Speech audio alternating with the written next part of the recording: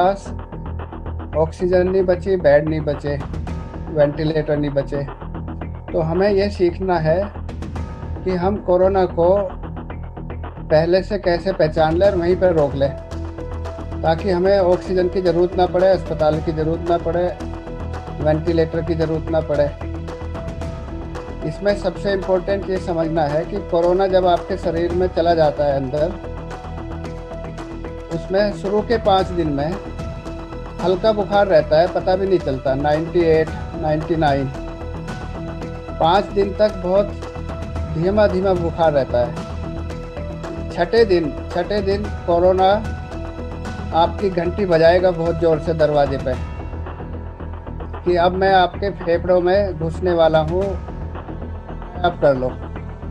वो जो घंटी है वो बुखार छठे दिन आपका 102, 103 पहुँच जाएगा। जो हल्का बुखार था वो बहुत तेज़ बुखार हो जाएगा। जब 102, 103 बुखार हो जाए तो समझ लो कि अब ये हमारे फेफड़े में चलने वाला है, घुसने वाला है। उसी समय जैसे आग में पानी डालते हैं ना, छठे दिन उसी समय अगर हम ट्रीटमेंट इसका कर देते हैं तो ये वहीं पर रुक जाता है, आगे नहीं बढ़ता। उसके बाद ना हमें अस्पताल जाना, ना ऑक्सीजन लेनी। हो ये रहा है कि कोरोना छठे दिन घंटी बजाता है, टेम्परेचर 103 जाता है और हम इग्नोर कर देते हैं, घंटी को सुनते ही नहीं है। और 10वें दिन फेफड़ा 60%, 70% खराब हो जाता है। अभी 2 दिन पहले ओमेक्स परिवार के एक बच्ची आई, वो टेलीफोन किया तो उसकी आवाज़ भी नहीं निकल रही थी। उसका ऑक्सीजन सैचुरेशन 93 आ गया था। 93 खतरे की घंटी है। अगला स्टेप है कि ऑक्सीजन चाहिए उसको। लकीली उसको उसी समय दवाई दी, एक ऑक्सीजन भी अरेंज करी। पब्बी भाई ने उसके लिए शुगर नापने वाली दवाई अरेंज करी। अब उसका 96, 97 चल रहा है, खतरे से बाहर आ गई वो, लेकिन वो थोड़ा लेट हो गई थी। तो कोशिश ये करें कि सबके सब अपने परिवार वालों को, रिश्तेदार वालों को ये समझाएं कि छठा दिन बहुत इम्पोर्टेंट है। जिस दिन हल्का बुखार आया, दिन गिनना शुरू कर दो, 5वां दिन, छठा दिन। अगर 5वें छठे दिन बुखार ख़त्म हो गया तो आप वैसे ही खतरे से खाली है, खतरा आया ही नहीं आपके पास, आगे बढ़े ही नहीं। और अगर 5वें छठे दिन के बाद बुखार तेज़ हो गया तो सोचो खतरा आ गया। तो 85% जो लोग हैं, 85% लोगों में 5 दिन तक हल्का बुखार आएगा बस, या 2 दिन का बुखार आएगा बस, फिर कुछ नहीं होगा। 85% लोगों में तो ये कुछ करेगा ही नहीं। 15% जो लोग बचते हैं, 15% लोग वो है जिनको ये खतरे की घंटी देता है छठे दिन। खतरे की घंटी, बुखार तेज। और उनमें और भी खतरा है जिनको शुगर है। कोरोना और शुगर दोनों एक दूसरे के दुश्मन हैं। शुगर बढ़ेगी तो कोरोना बहुत तेज़ी से बढ़ेगा। तो जैसे ही आपको हल्का कोरोना हो जाए, आप सबसे पहले काम ये करें, अपनी डाइट में से शुगर निकाल दें। चावल बंद, चपाती बंद, आलू बंद, शुगर बंद, चाय भी बिना शुगर के।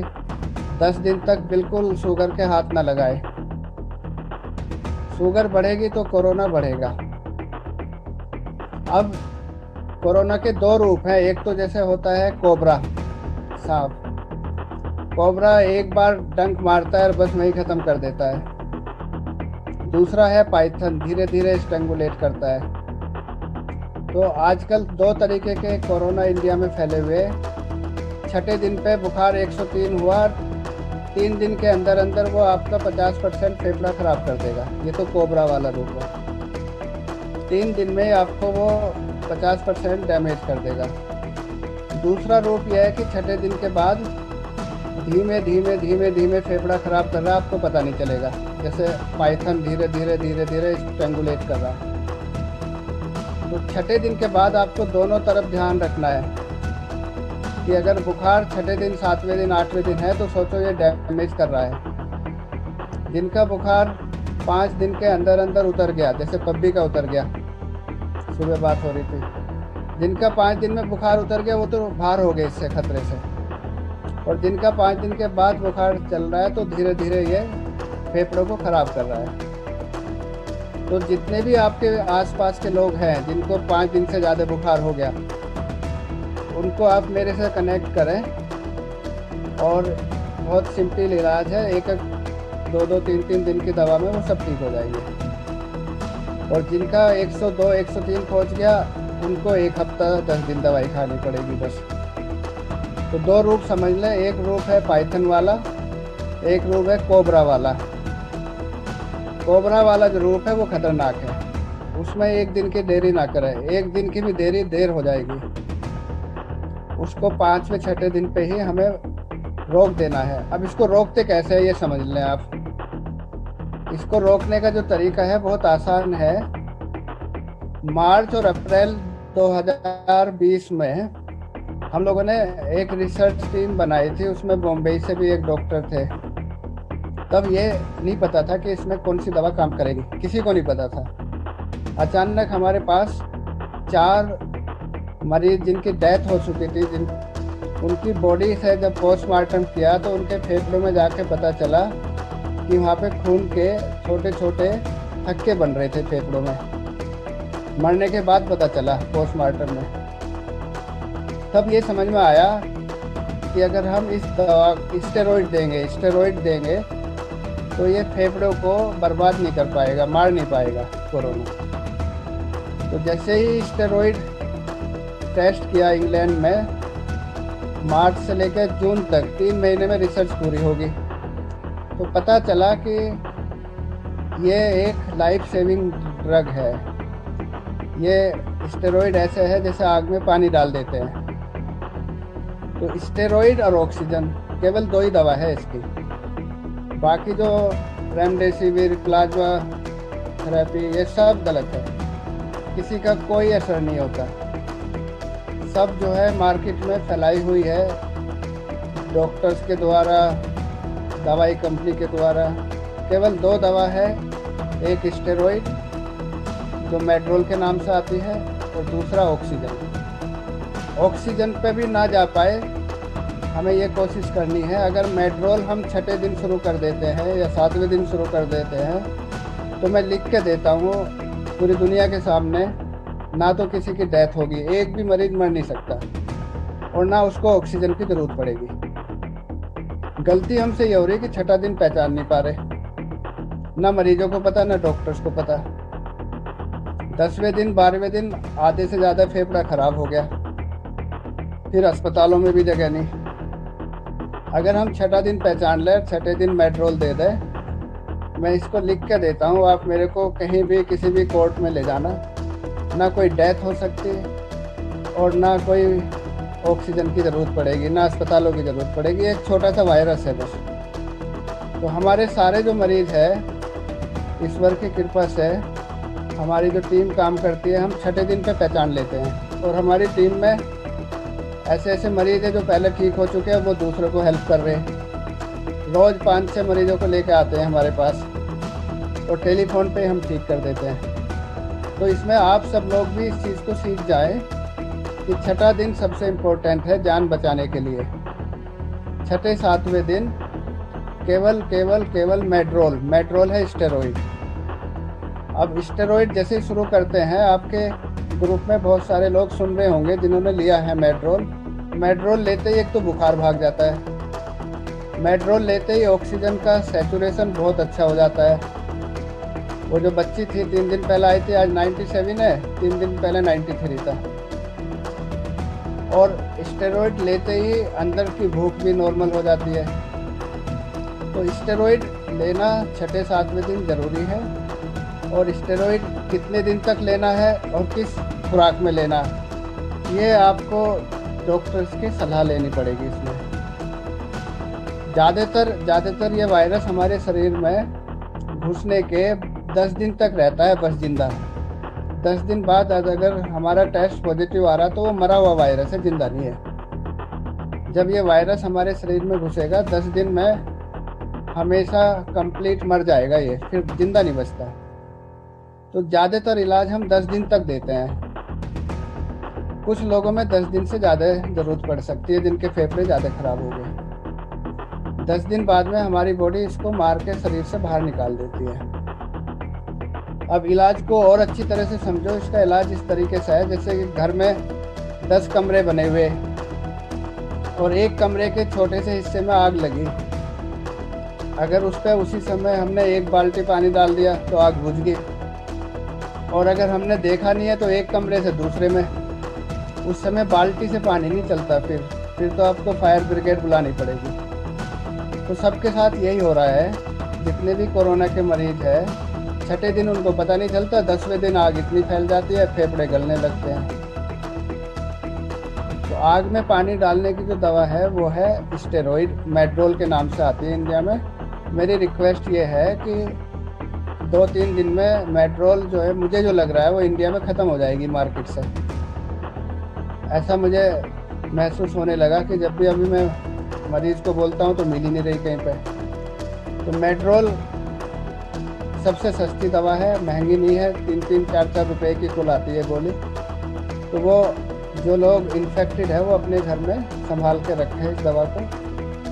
बस इतना मेरे से पूछ लो कितने दिन लेनी, कितनी डोज लेनी मेड्रोल।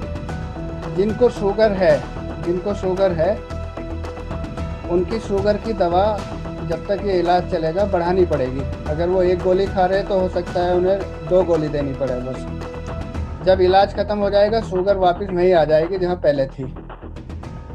तो शुगर वाले को इतना ज़रूर ध्यान रखना है कि शुगर की दवा बढ़ानी पड़ेगी।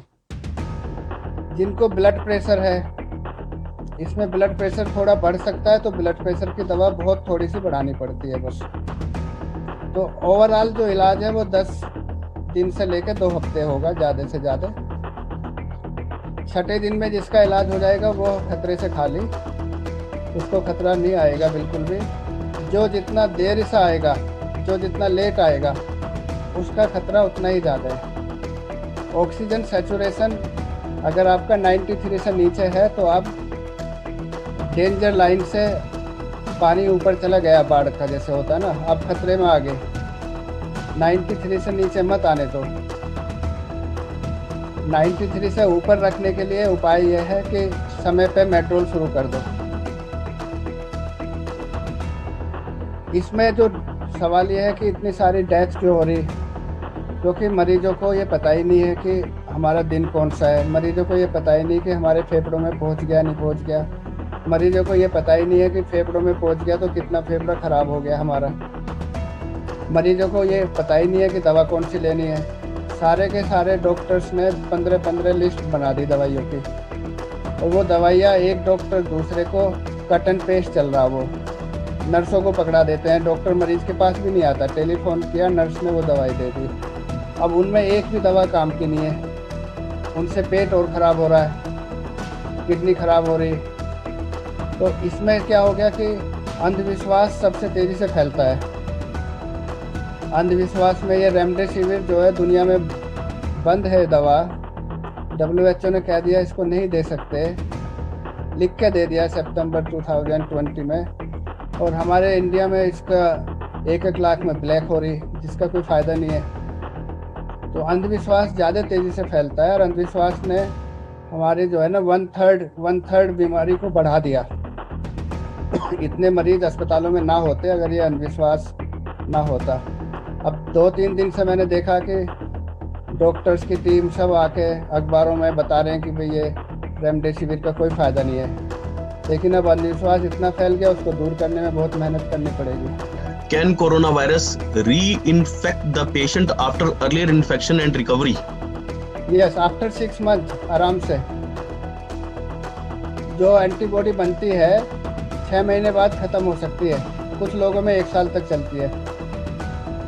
तो आप ये ना सोचो कि आपको एक बार कोरोना हो गया पूरी ज़िंदगी दोबारा नहीं होगा, ऐसा नहीं है।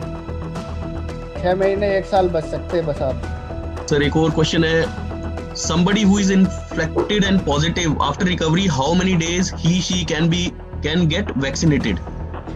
Yes, आप उसको ना, क्योंकि जैसे वो इन्फेक्टेड हुआ उसकी बॉडी में ऑलरेडी एंटीबॉडी तो बन गई, तो आपको वैक्सीनेशन अगर 3 महीने बाद ले लें, 8 हफ्ते बाद, 12 हफ्ते बाद, वो बेटर है। क्योंकि वो तो 3-4 महीने तो ऑलरेडी एंटीबॉडी है आपकी। Fever is the only symptom. Very good. जो इसके सिम्टम्स है 90% लोगों में होंगे सिम्टम्स। फीवर होगा हल्का, गले में खराश हो सकती है, उसके साथ में शरीर में दर्द हो सकता है और टेस्ट चला जा सकता है। कुछ लोगों में जो टेस्ट होता है ना खाने का, वही नहीं पता चलता। कुछ लोगों में स्मेल नहीं पता चलेगी। ये सिम्टम्स ज़्यादातर है। और बच्चों में जो 20 साल से कम है, 17 साल से कम है, उनमें डायरिया होगा, पेट में उल्टियाँ होगी और स्किन के ऊपर रैश आ जाएंगे, लाल लाल धब्बे आ जाएंगे स्किन पे। और बच्चों में हेडेक बहुत होगा। तो बच्चों के सिम्टम्स अलग है, बड़ों के अलग है। बड़ों में बुखार और गले में खराश, सोर थ्रोट, उसके साथ साथ शरीर में टूटापन, कमजोरी, हेडेक ये सिम्टम्स है बड़ों के। लेकिन बड़ों में दो चीज़ें कई बार मिल जाती है कि स्वाद टेस्ट चला जाता है या स्मेल चली जाती है। सर एक और क्वेश्चन है, how much mg of Medrol one should use? How much mg of Medrol milligram? Okay, देखो 32 मिलीग्राम तो लोवेस्ट डोज है। 32 मिलीग्राम लोवेस्ट है, इससे कम तो ये काम करती नहीं है ज़्यादातर। अभी मेरे पास बहुत सारे मरीजों के ऐसे आ रहे हैं कि वो 4-4 मिलीग्राम दे रखी डॉक्टर्स ने, तो वो तो 2 या ना 2 उसका कोई फ़ायदा नहीं है। उसके बाद आगे जो हम बढ़ाते हैं, इस पे बढ़ाते हैं कि कितने % फेफड़ा आपका काम कर रहा है। अगर आपका 50% फेफड़ा चला गया, काम नहीं कर रहा, तो हम मेड्रोल को 1 मिलीग्राम से 2 मिलीग्राम पर केजी बॉडी वेट, 100 किलोग्राम का आदमी है तो उसको 200 मिलीग्राम तक जा सकते हैं आराम से। डॉक्टर साहब क्या खाने में, लिक्विड में क्या लेना है, कुछ ऐसा कुछ स्पेसिफिक है इसमें? हाँ, जब आपको कोरोना हो जाए सबसे पहले तो आप अपनी चपाती बंद कर दो, पोटैटो बंद कर दो, चावल बंद कर दो, चाय में चीनी बंद कर दो और सूप लो। ज़्यादातर सूप लो, नारियल का पानी लो, जूस लो और नट्स खाओ। जैसे नट्स में मूंगफली है, बादाम है, इस तरह की चीज़ें, पालक का साग। सबसे इम्पोर्टेंट 3 चीज़ें याद रखो। एक तो इन्हेलर यूज़ करना, जो मैं बता रहा हूँ। दूसरा ये कि आधे घंटे एक्सरसाइज, जो आप जिंक फोर्ट कह रहे हैं, विटामिन सी, उनसे अच्छा है कि आधे घंटे एक्सरसाइज, चाहे वॉक कर लो आधे घंटे डेली, वो आपके इम्यूनिटी को पावरफुल रखेगा। जो इन्हेलर लेंगे वो आपके फेफड़ों को पावरफुल रखेगा। घुसता है ये फेफड़ों के थ्रू, तो फेफड़े भी पावरफुल है और आपका शरीर भी पावरफुल है। दोनों चीज़ें बहुत ही आसान है रोकने के लिए आगे से। और तीसरा वैक्सीन, जिसने वैक्सीन ले लिया 90% सेफ हो गया। और जो डेली आधे घंटे एक्सरसाइज कर रहा है वो 95% सेफ हो गया। जो इन्हेलर भी ले लेता है, तो दिल्ली में तो खासकर जितना पोल्यूशन है, तो उसके फेफड़े भी पावरफुल रहेंगे। ये तीनों चीज़ें कर ले तो ये रोकथाम का है इसका। और डबल मास्क लगा के निकलें घर से, डबल मास्क। एक अकेला मास्क लगाओगे तो 60% प्रोटेक्शन है, 2 लगाओगे तो 94% प्रोटेक्शन है। दूसरा, जब भी एसी कार में बैठो तो उसकी विंडो खोल दो, क्या पता कि कोई उसमें पहले बैठा होगा और उसके वायरस घूम रहे, अगर वो इन्फेक्टेड था। घर में एसी रूम में आप सो रहे हो और अगर आप इन्फेक्टेड हो गए तो उस रूम में किसी और को मत आने दो, जो भी आएगा उसको वायरस लग जाएगा। तो सबसे ज़्यादा ये एसी रूम से फैलता है।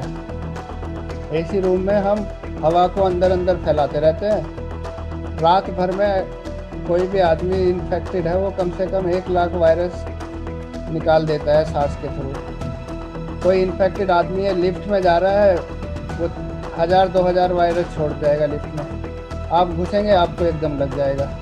तो जब भी आप घर से बाहर रहें, डबल मास्क, लिफ्ट में सावधानी रखें, एसी कार में सावधानी रखें, और घर में एसी में रहे तो एसी की हवा को वेंटिलेट करके रखें। और जब आपको हो जाए तो 10 दिन तक आइसोलेट कर लो ताकि दूसरे लोग बच जाए आपसे। 10 दिन बाद में ये वायरस मर जाता है, फिर कुछ नहीं करता।